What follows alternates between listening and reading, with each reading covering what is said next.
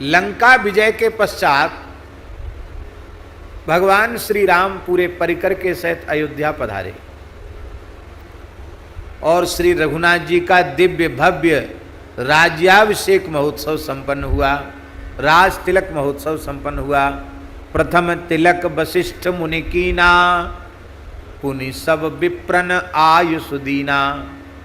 है, वशिष्ठ जी ने प्रथम तिलक किया है। अब तिलक हुआ, ब्रह्मा जी, शंकर जी, देवराज, इंद्र, चारों वेद सब आए। उसका कारण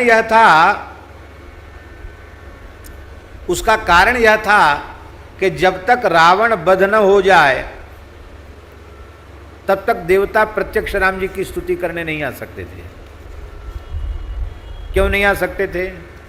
बोले इसलिए नहीं आ सकते थे कि ब्रह्मा जी ने रावण को वरदान दिया था कि तुम्हारी किसी से मृत्यु नहीं होगी। रावण कहता था कि आप ऐसा वरदान दीजिए कि हम काहू के मरे ही न मारे, हम किसी के मारे मरे नहीं। ब्रह्मा जी बोले भाई कुछ तो करना पड़ेगा, बचाओ। बोले चलो तो ठीक है। बानर मनुज जाति दुई बारे, बंदर और मनुष्य को छोड़ दो। क्यों? जैसे हम लोग मक्खी मच्छर कुछ नहीं गिनते हैं, रावण बंदर और मनुष्य को तो कुछ समझता ही नहीं था। कीड़े मकोड़े हैं तो बंदर क्या करेंगे, मनुष्य क्या करेंगे हमारा। ब्रह्मा जी ने कहा ठीक है। तो अब ब्रह्मा जी की वाणी को सत्य करने के लिए भगवान नरलीला कर रहे हैं। माया मनुष्यम हरिम। अब देवता आकर स्तुति करते हैं तो भगवान के रूप में प्रमाणित हो जाएंगे, और जब भगवान के रूप में प्रमाणित हो जाएंगे तो ये कहने का अवसर आएगा कि तुमने तो कहा था कि किसी से मृत्यु नहीं होगी, केवल मनुष्य और बंदर को छोड़ के। तो ये मनुष्य कहाँ है? ये तो परमात्मा है। तो जब तक रावण वध नहीं हो गया तब तक श्री राम की भगवत्ता को प्रमाणित करने के लिए देवता प्रत्यक्ष स्तुति करने नहीं आए। इसलिए जैसे ही रावण वध हो गया कि शंकर जी आ गए, ब्रह्मा जी आ गए, देवराज इंद्र आ गए, वहां भी स्तुति की, और राज्याभिषेक के बाद भी सबने अलग अलग स्तुति की है। और राज्याभिषेक जब होता है तो एक परंपरा है भेंट अर्पित करने की। चलो राज्याभिषेक तो अब कहाँ होगा, हमारे यहाँ साधुओं में महंताई होती है। किसी स्थान के महंत पद पर अभिषिक्त किया जाता है तो सब लोग जिसको महंत बनाया जाता है उसको चद्दर उड़ाते हैं, माला पहनाते हैं, कुछ भेंट भी रखते हैं। अब ये बात जरूर है कि वो भेंट, पुराना कायदा तो ये था, अब तो दूसरा लोगों ने बदल दिया है। पुराना कायदा तो ये था कि उसकी चद्दर और उसकी भेंट वापस की जाती थी, ऐसा था, और अलग से दिया जाता वो अलग। पर जो भक्त लोग आते हैं, सेवक लोग आते हैं, वे तो मिठाई, आभूषण, फल, वस्त्र और द्रव्य सब भेंट करते हैं, और वो भेंट महंत जी की ही मानी जाती है, स्थानधारी की भेंट मानी जाती है। तो एक छोटे से इस प्रकार के उत्सव में सब लोग अपनी अपनी भेंट अर्पित करते हैं। तो अनंत कोट ब्रह्मांड नायक सर्वेश्वर परात्पर परब्रह्म प्रभु श्री राम का दिव्य राज्याभिषेक महोत्सव हो रहा है और लोग भेंट अर्पित न करें, ये कैसे संभव होता है? इसलिए सब भेंट अर्पित कर रहे हैं। नागलोक, अतल वितल सुतल रसातल महातल पाताल, यहाँ से भी भेंट आ रही हैं। ऊपर के देवता भी भेंट अर्पित कर रहे हैं। धरती के छोटे मोटे सामंत राजाओं से लेकर बड़े बड़े मंडलिक राजा भी रघुनाथ जी को भेंट अर्पित कर रहे हैं। और भेंट अर्पित करने में क्या होता है? आप लोगों के लिए नहीं कह रहे हैं, आप तो सब महात्मा ही हो। भेंट अर्पित करने वाले को थोड़ी सी ये इच्छा रहती जरूर है कि हमने जिसको भेंट अर्पित की है उसके संज्ञान में आ जाए कि हमने क्या दिया है। ये मन में रहता कि नहीं रहता? और दूसरी बात ये भी मन में रहती है कि 10-5 आदमी जो भी खड़े हों वो भी देखें कि इन्होंने क्या चढ़ाया है। उसमें भी थोड़ी सी प्रतिष्ठा बढ़ती है कि अरे इन्होंने ये दिया, इन्होंने ये दिया, ऐसा होता है। नहीं तो भेंट तो भगवान के मंदिर में लोग जाके अर्पित करते हैं, लेकिन ये विधि कहीं नहीं लिखी है कि वो 10 रुपये, 100 रुपये या 50 रुपये ऐसे घुमा करके लोग ऐसे हाथ में पकड़ के उसको ऐसे ऐसे घुमाते हैं। रास बिहारी के ऊपर भी ऐसे घुमाते हैं। तो हमने एक बार महाराज जी से पूछा कि महाराज जी, ऐसे जैसे कृष्णदास हैं ऐसे छोटे बालक थे हम, क्योंकि महाराज जी से पूछा, महाराज जी ये रुपया ऐसे घुमाते क्यों हैं? तो महाराज जी बोले सबको दिखाने के लिए घुमाते हैं कि हम इतना चढ़ा रहे हैं। ये कोई विधि नहीं है कि वो दिखा करके चढ़ावें, लेकिन ऐसे घुमाते हैं, एक परंपरा है। न्यौछावर करते हैं तो घुमाते हैं। तो ये मनुष्य की प्रवृत्ति होती है, सबकी प्रवृत्ति होती है, स्वाभाविक है। उसमें कोई दोष वाली बात नहीं है। पर सच्ची बात यह है कि जो कुछ हरि गुरु संत गौ ब्राह्मण ब्रजवासी इनकी सेवा में अर्पित किया जाए, वह इतना गुप्त रूप से किया जाए कि सेव्य के निकट हमारी सेवा भी पहुंच जाए और उसकी लोगों को जानकारी न हो, तो उसकी महिमा ज्यादा है। क्योंकि यश हो गया, कीर्ति हो गई, तो कुछ उसका पुण्य कमजोर पड़ जाता है, कम हो जाता है पुण्य। पर परंपरा है, प्रक्रिया ऐसी है, वैसे ही चलता है। तो राम जी के चरणों में सब अपनी अपनी भेंट अर्पित कर रहे थे और लोग देख भी रहे थे, अरे इन्होंने ये भेंट की, इंद्र ने ये भेंट की, कुबेर जी ने ये भेंट किया, वरुण देवता ने ये भेंट किया, यमराज ने ये भेंट किया, सब देख भी रहे थे। ब्रह्मा जी ने ये भेंट किया। धरती के राजाओं का नंबर आए, वे भी सब अपनी अपनी भेंट करने लगे। और श्री रघुनाथ जी भेंट को स्पर्श करके स्वीकार करते और फिर उसको वितरित किया जा रहा था साथ ही साथ। नहीं तो महाराज इतनी भेंट कहाँ रखी जाए, लुटाया जा रहा था। उस भेंट में विभीषण जी की भेंट सबसे पीछे आई। क्यों? विभीषण जी मन में सोच रहे थे कि इतनी भीड़ भाड़ में हम भेंट धरेंगे तो पतो पड़ेगी कि नहीं पड़ेगी, हमने कहा भेंट करी। तो जब सब शांत हो जाए, भीड़ भाड़ खत्म हो जाए, तो आखिरी में अति विशिष्ट भेंट मैं अर्पित करूंगा, ये भाव उनका था।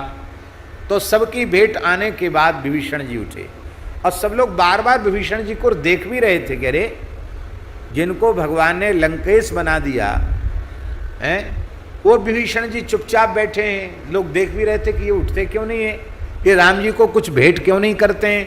लोगों की बार बार नजर भी उन पर पड़ रही थी, पर विभीषण जी अपने शांत भाव से वहां बैठे थे। जब सबका भेंट अर्पित करने का कार्य पूर्ण हुआ तो विभीषण जी उठ के खड़े हुए और एक दिव्य मणियों की माला श्री रघुनाथ जी के कंठ में उन्होंने अर्पित की। वो मणियों की माला कैसी थी उसके बारे में सुन लीजिए।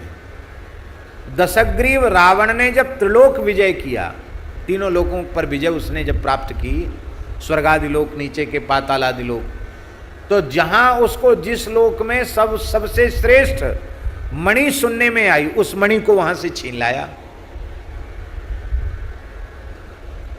तो वो एक प्रकार से 14 भुवन कोश ब्रह्मांड की सर्वोच्च संपत्ति थी वो। हमने आपने देखा है कोहनूर?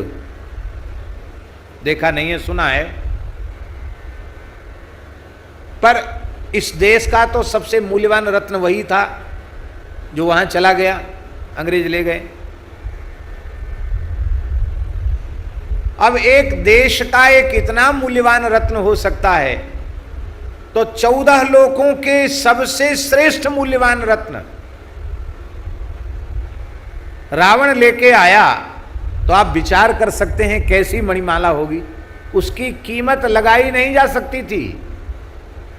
और उस मणिमाला को, जो लंका की धरोहर थी, रावण के विजय की निशानी थी, उसको विभीषण जी ने राम जी के गले में अर्पित कर दिया। माला तो चर्चित थी, क्योंकि सब जानते थे कि रावण ने एक ऐसी माला बनाई है, और कभी कभी बड़े समारोहों पर रावण उस माला को श्रृंगार के रूप में स्वीकार भी करता है। इतनी अमूल्य माला, तो उस माला को विभीषण जी महाराज उन्होंने रघुनाथ जी के गले में डाल दिया।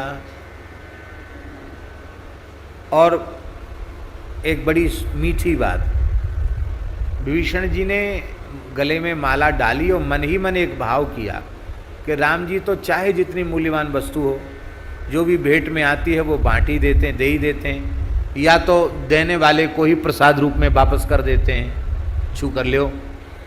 तो हो सकता है रघुनाथ जी को तो क्या लोभ लालच है, ऐसी माला उनके लिए क्या चीज़ है, तो वो माला हमको ही प्रसादी रूप में दे देंगे। ये मन ही मन विभीषण जी के मन में बात आ रही थी कि ये माला प्रसादी रूप में हमको मिल जाएगी। सुग्रीव जी के भी मन में आ रहा था कि सबको राम जी कुछ न कुछ दे ही रहे हैं, और मैं भगवान का सखा हूँ, भगवान ने मुझे अपना मित्र बनाया है, और लंका विजय में हमारा कम योगदान नहीं है। बंदर भालुओं की सेना के सहित हम ही मोर्चा पर डटे रहे, तो हो सकता है ये माला राम जी किसी को नहीं देंगे। मैं किष्किंधाधिपति हूँ, बानर राज हूँ, भगवान का मित्र हूँ, तो ये माला तो रघुनाथ जी मुझे ही देंगे। राम जी ने विभीषण जी को भी वापस नहीं प्रसादी में दिया, और सुग्रीव जी को भी नहीं दिया। बड़े बूढ़े जामवंत जी मन में सोच रहे थे, राम जी तो वृद्धों का आदर करते हैं, मैं बूढ़ा हूँ, ये माला तो मुझे ही राम जी पहनाएंगे। वो भी सोच रहे थे, सब अपने मन में सोचे बैठे थे, हमको मिलेगी माला, हमको मिलेगी, हमको मिलेगी। अब किस किस का नाम हम न लेवें, सब चाहते थे। देवराज इंद्र भी मन ही मन सोच रहे थे कि हो सकता है भगवान सोचें कहाँ कहाँ देवलोक से कहाँ कहाँ से मणि लाया है, चलो इन्हीं को दे दें। राम जी ने किसी को नहीं दिया, क्योंकि राम जी सर्वांतर्यामी हैं। वो जान रहे थे कि सबके मन में उथल पुथल मची है माला को लेके। अब पूरी सभा में सन्नाटा छाया हुआ है, शांत सब बैठे। रघुनाथ जी क्या करेंगे, माला किसको देंगे। राम जी पहले तो ऐसी माला को देखते रहे, मुस्कुराते रहे, फिर उन्होंने माला ऐसी उतारी और उतार करके श्री किशोरी जी के गले में डाल दी। जैसे किशोरी जी गले में डाली, पटाक्षेप हो गया। पटाक्षेप जानते ना, पर्दा पड़ गया, सबके मन उथल पुथल खत्म। हाँ ठीक है, इतनी बढ़िया चीज़ तो किशोरी जी को ही देंगे, दूसरे को क्यों देंगे, ये भी मन में आया। सबसे बढ़िया चीज़ तो उनको ही मिलेगी। दूसरा भाव ये आया, भाई सबको सब कुछ दिया जा रहा है, तो वो प्राण वल्लभा हैं, जानकी जी हैं, कितना कष्ट सहा है उन्होंने, कितना समर्पण उनका है, रावण के यहाँ कितना कष्ट सहन किया है उन्होंने, तो उनको तो ये माला मिलनी ही चाहिए।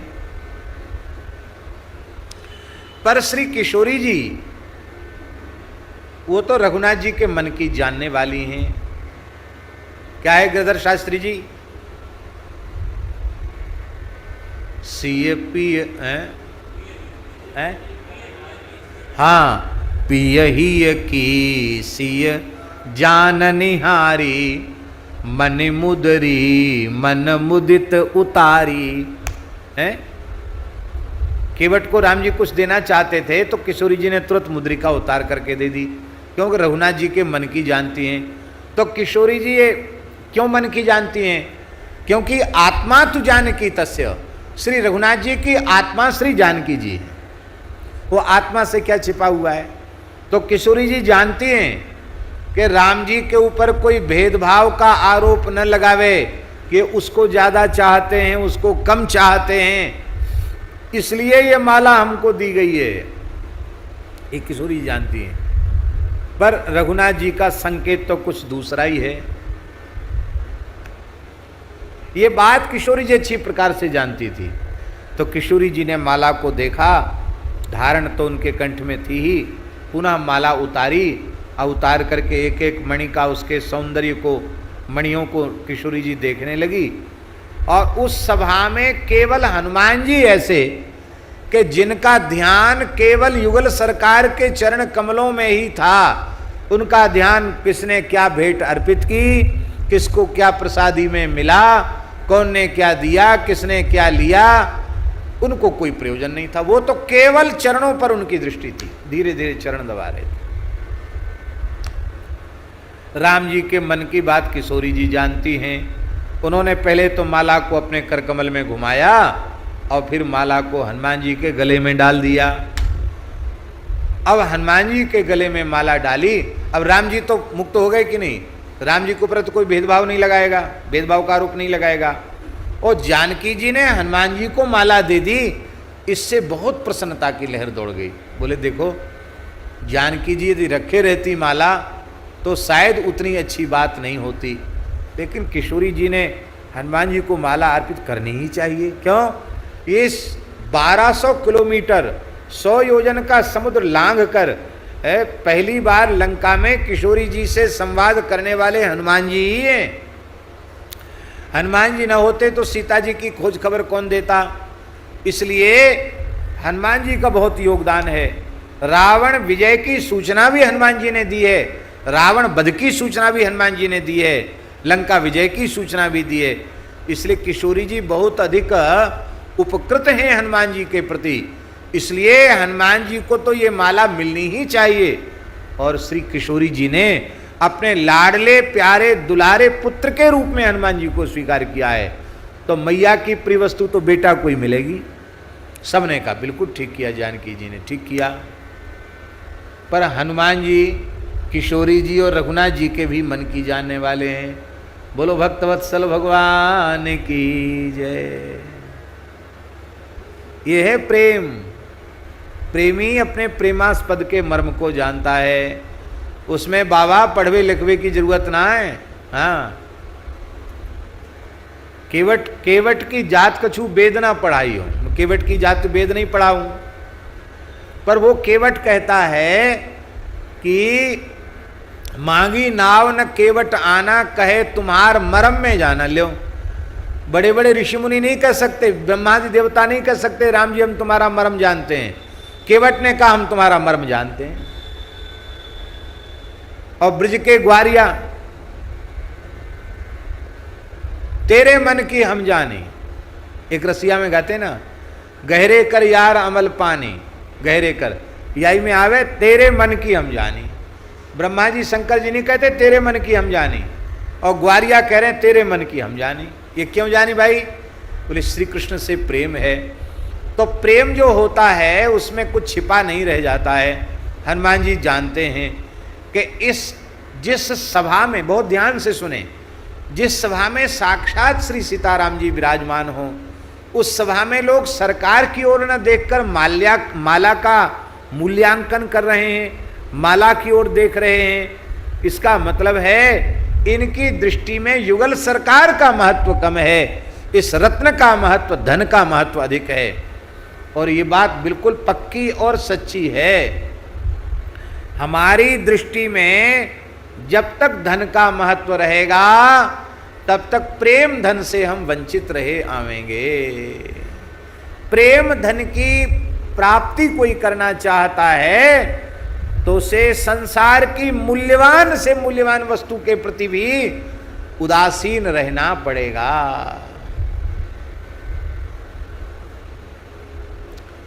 चलो और खुलकर बोल देते हैं,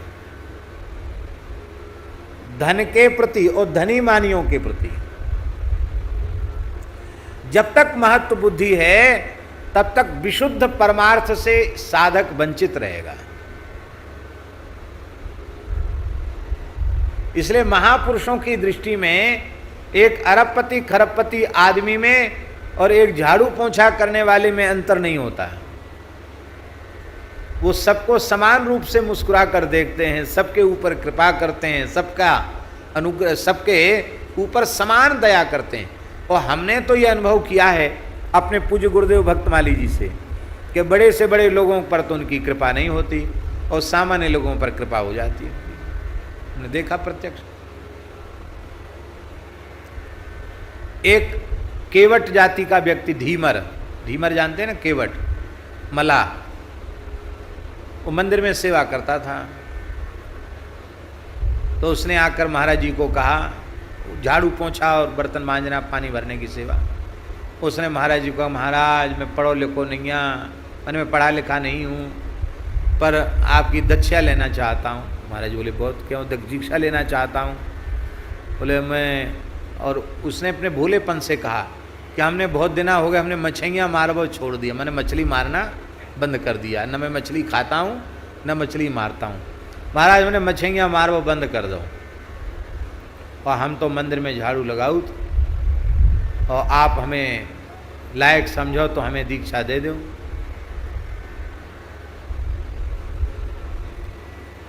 महंत जी बोले हाँ हाँ हाँ हाँ, इसको दीक्षा जरूर दो, बहुत दिन हो गए, इसको कान में नाम सुना दो। महाराज जी तो बड़े सरल थे। महाराज जी ने बोले, महाराज दीक्षा में क्या लगत? महाराज जी बोले कुछ नहीं लगता दीक्षा में, दीक्षा में स्वयं की उपस्थिति चाहिए और कुछ नहीं लगता है। तो महाराज जी ने उसको दीक्षा दिया। सामान तो बेचारा कुछ नहीं लाया, एक नारियल भी नहीं लाया, एक फूल भी नहीं लाया। महाराज जी ने दीक्षा देने के बाद उसको, दीक्षा में और लोगों की दीक्षा हुई थी, बर्तन आए थे, तो 5-7 बर्तन जो आए थे सब बर्तन उसको दे दिए, कपड़ा दिया, एक चादर दिया, फल दे दिए, बोले सब घर ले जाओ। अब महंत जी बिगड़े। महंत जी ले, ढीमर का ढीमर ही रहा, सब ले रहा है, बोले हम महाराज दे रहे हैं, हम क्यों न लें? ले वो सीधा आदमी, बोले महाराज दे रहे हैं, हम क्यों न लें? अरे नहीं, चेला को लेना मना है, चेला नहीं लेता है, चेला को नहीं लेना चाहिए, गुरुजी को कुछ देना चाहिए। महाराज जी बोले आप महंत हो, अपना ज्ञान अपने पास रखें, हमारी दीक्षा की विधि ये है कि चेला से कुछ लिया नहीं जाता है, चेला को कुछ दिया जाता है।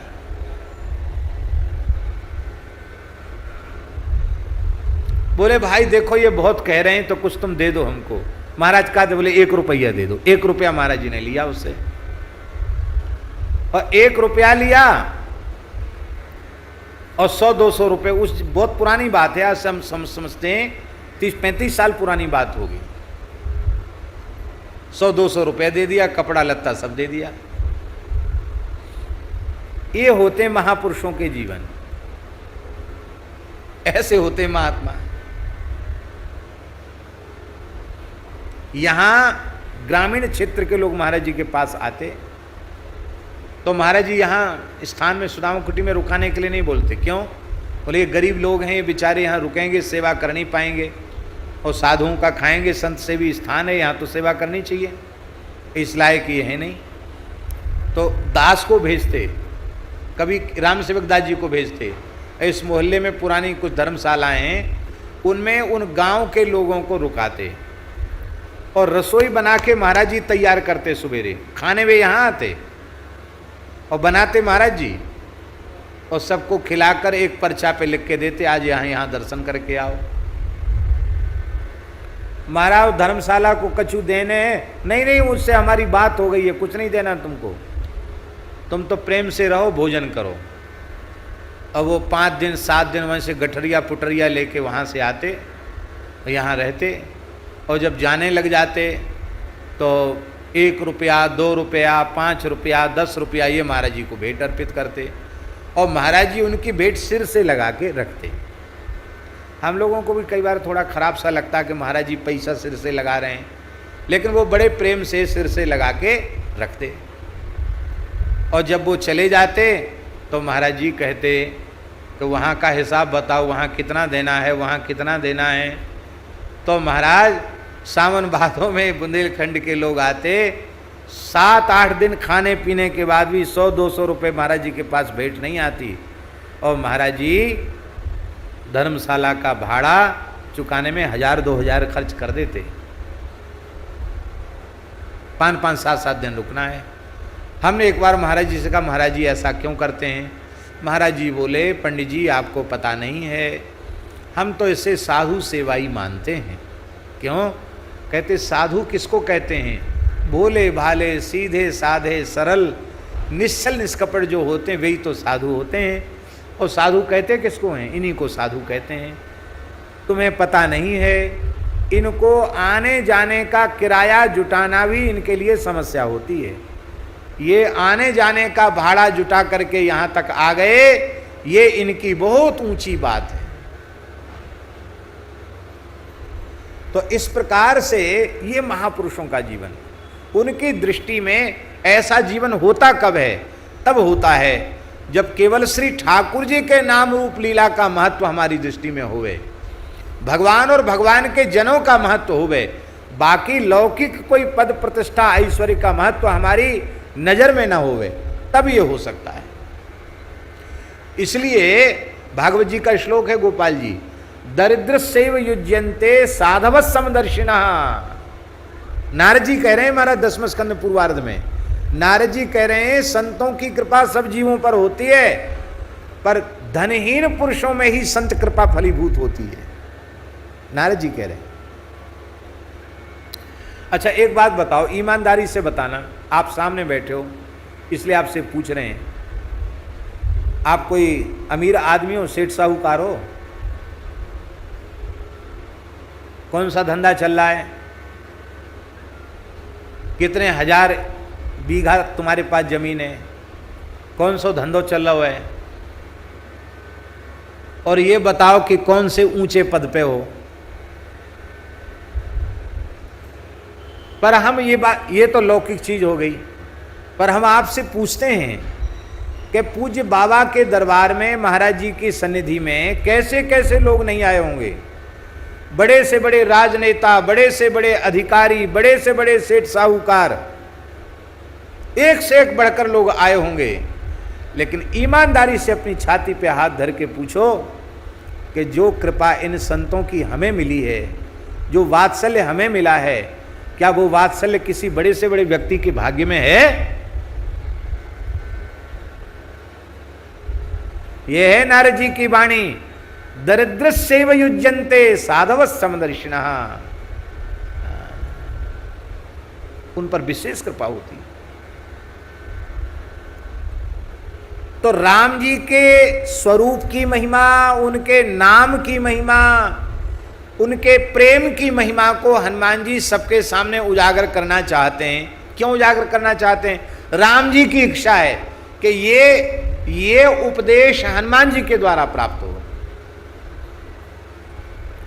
तो हनुमान जी के गले में जैसे ही माला पड़ी तो हनुमान जी अरवरी, हनुमान जी को थोड़ा यह, अरे क्या गले में आ गया, देखा,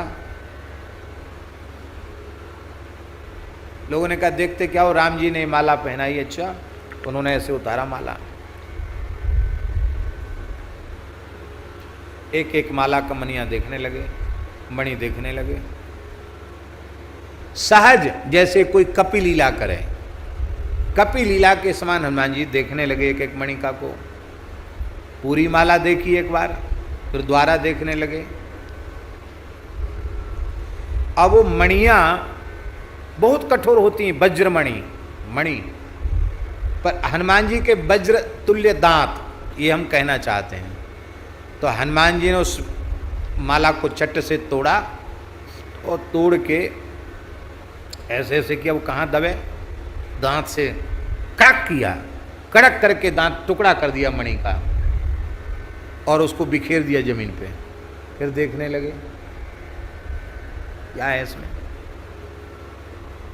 ऐसी एक एक मणि को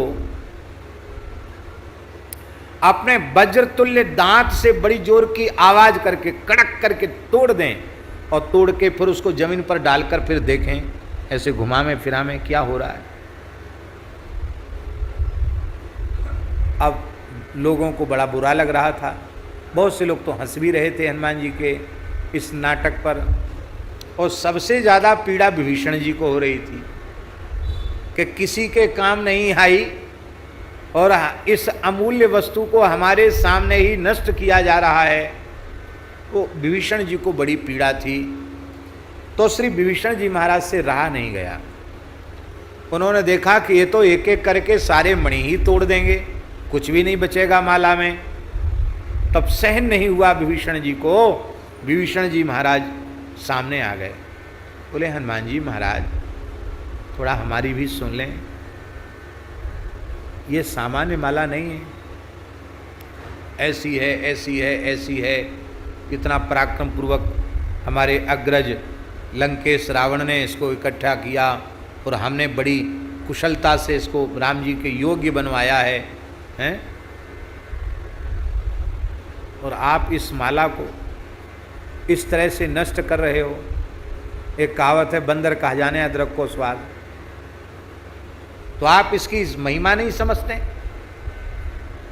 आप इसको तोड़े चले जा रहे हैं। क्या बात है, इसको क्यों तोड़ रहे हैं? हनुमान जी ने कहा इतनी विशिष्ट माला, सरकार के द्वारा पहनाई गई माला, किशोरी जी के द्वारा दी हुई माला, इसमें क्या वैशिष्ट है?